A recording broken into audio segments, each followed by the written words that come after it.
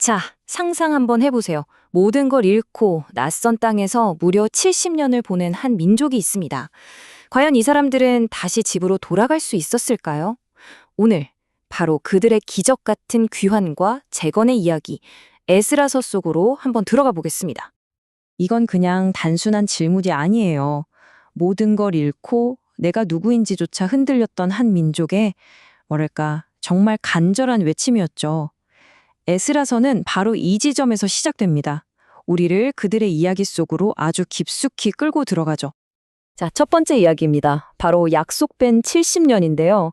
이게 그냥, 역사의 한 페이지구나 하고 넘어갈 게 아니에요. 사실 이건요, 한 민족이 수십 년 동안 가슴에 품고 또 품었던 그 희망이 드디어 현실이 되는 바로 그 순간에 대한 기록입니다. 여러분, 70년이라는 세월, 감이 오시나요?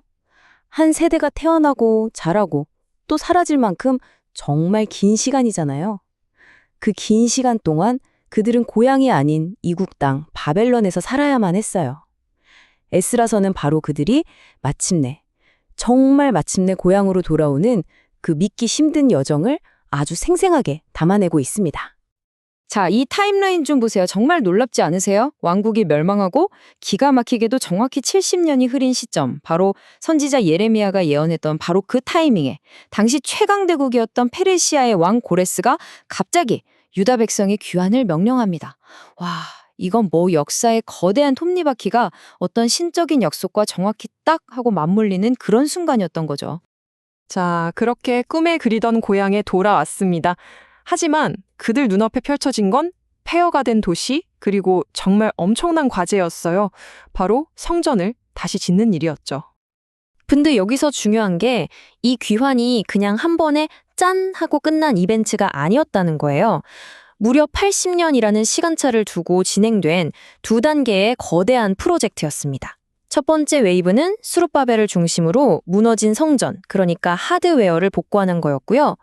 그리고 약 80년 뒤에 이어진 두 번째 웨이브는 에스라를 중심으로 백성들의 마음, 즉 소프트웨어를 재건하는 거였죠. 정말 체계적이지 않나요? 아니, 왜 그렇게까지 성전 재건에 목을 맸을까요? 그들에게 성전은요, 그냥 멋진 건물이 아니었기 때문이에요. 이건 바로 하나님이 우리와 함께 계신다는 걸 눈으로 볼 수 있는 유일한 증표였거든요. 성전이 무너졌다는 건 그 연결고리가 끊겼다는 뜻이었죠. 그러니까 성전을 다시 짓는다는 건 하나님과의 깨어진 관계를 회복하려는 그야말로 필사적인 몸부림이었습니다. 물론 이 재건 과정이 자, 이제 시작해 봅시다 해서 착착 진행됐으면 얼마나 좋았겠어요. 전혀요. 희망을 품고 시작한 이 일은 주변 민족들의 정말 집요한 방해, 또 내부의 갈등 때문에 계속해서 위기를 맞게 됩니다.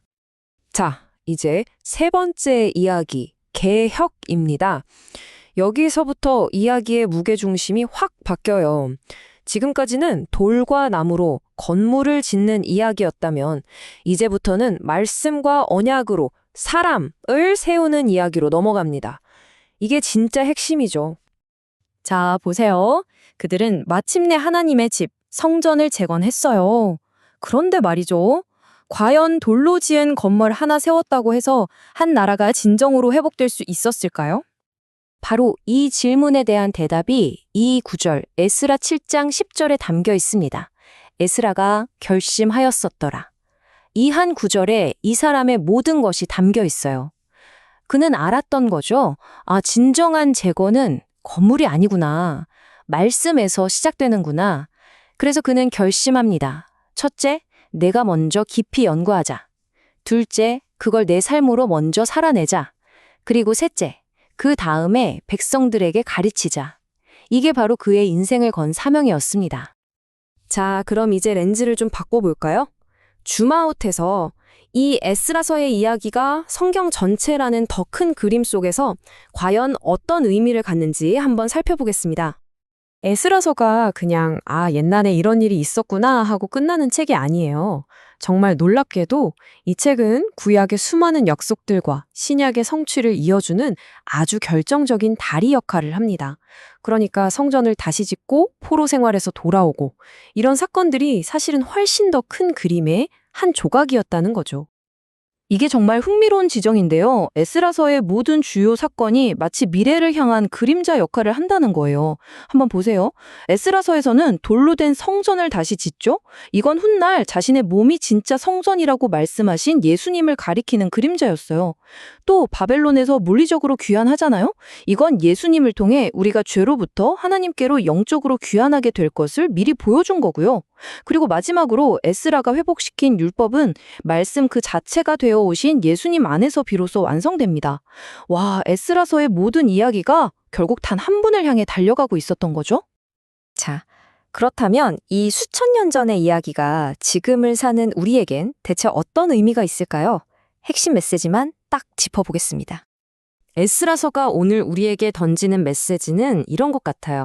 먼저 아무리 희망이 없어 보여도 하나님은 약속을 반드시 지키신다는 거. 그리고 진짜 회복은 겉모습이 아니라 근본적인 진리, 말씀으로 돌아갈 때 시작된다는 거. 또 이 재건은 절대 혼자 할 수 없다는 것. 우리에겐 공동체가 꼭 필요하다는 걸 보여주고요. 마지막으로 이 땅에서 우리가 하는 모든 회복의 노력은 결국 더 완전하고 궁극적인 소망을 가리키고 있다는 사실입니다. 여기서 정말 중요한 포인트는요. 에스라의 이야기가 완벽함에 대한 이야기가 아니라 과정에 대한 이야기라는 점이에요. 그들의 재건은 솔직히 불완전했고 실수도 많았어요. 하지만 그건 신실하신 하나님을 향한 아주 중요한 발걸음이었죠. 그래서 오늘날 완벽하지 못한 우리에게도 이게 큰 희망과 위로가 되는 것 같아요. 자, 이 이야기를 마무리하면서 마지막으로 질문 하나를 던지고 싶습니다. 에스라는 하나님의 말씀을 연구하고 준행하고 또 가르치기로 굳게 결심했습니다. 그렇다면 오늘 여러분의 삶은 어떤가요? 여러분은 무엇을 깊이 연구하고 무엇을 삶으로 살아내고 또 무엇을 다른 사람과 나누기로 결심하시겠습니까? 에스라의 그 결심이 오늘 우리 모두에게 의미 있는 도전이 되기를 바랍니다.